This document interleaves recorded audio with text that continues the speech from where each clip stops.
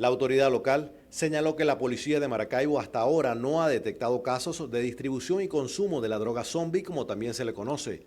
Dijo se mantienen atentos en el Parque Vereda del Lago y otras zonas de la ciudad, dada la cercanía con la frontera. En el caso de la vereda tiene una vigilancia permanente porque ahora no solo tienen los policías municipales, sino que tienen lo que nosotros llamamos guardaparques.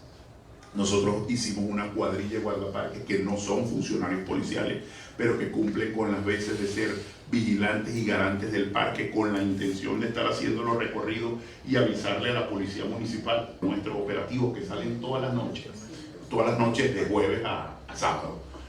Vamos haciendo los procesos de retención de unidades móviles que puedan estar bajo la presunción de ingesta de bebidas alcohólicas. Y ese operativo también implica vigilar todo lo que tiene que ser el consumo de incluso lo que son bebidas no alcohólicas.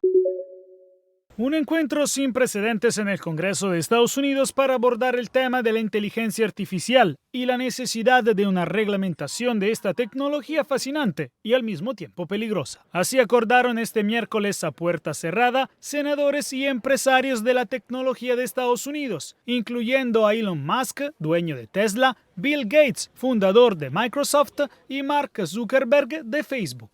Todos al final estuvieron de acuerdo en que son urgentes algunas salvaguardas para mitigar los posibles riesgos.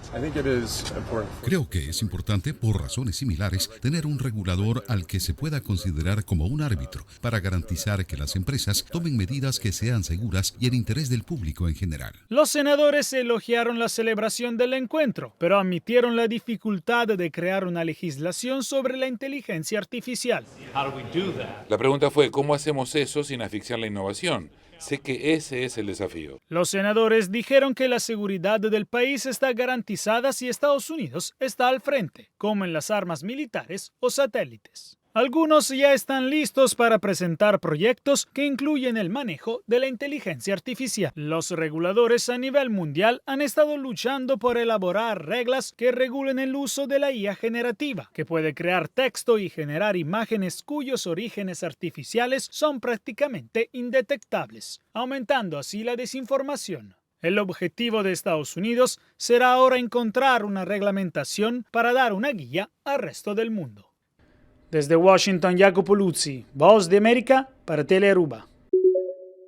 Unos 13.000 trabajadores automotrices estadounidenses han dejado de fabricar vehículos y se han declarado en huelga hoy viernes después de que sus líderes no pudieron cerrar una enorme brecha entre las demandas sindicales en las negociaciones contractuales y lo que los 3 fabricantes de automóviles de Detroit están dispuestos a pagar. Los miembros del sindicato United Auto Workers comenzaron a manifestarse en una planta de ensamblaje de General Motors en Wentzville, en Missouri. Además, en una fábrica de Ford en Wayne, Michigan, cerca de Detroit, y otra planta Jeep en Toledo, Ohio. Ha sido la primera vez en los 88 años de historia del sindicato que abandonó las 3 empresas simultáneamente, ya que los contratos de 4 años con las empresas expiraron a la pasada medianoche.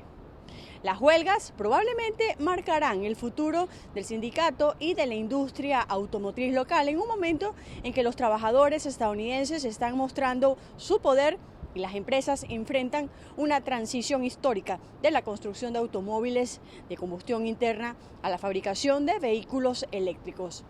Si demoran mucho tiempo, los concesionarios podrían quedarse sin vehículos y los precios podrían subir. La huelga podría incluso ser un factor en las elecciones presidenciales del próximo año, poniendo a prueba la orgullosa afirmación del presidente Joe Biden de ser el presidente más favorable a los sindicatos en la historia de Estados Unidos. Desde Washington, Sofía Pisani de La Voz de América para Telearuba.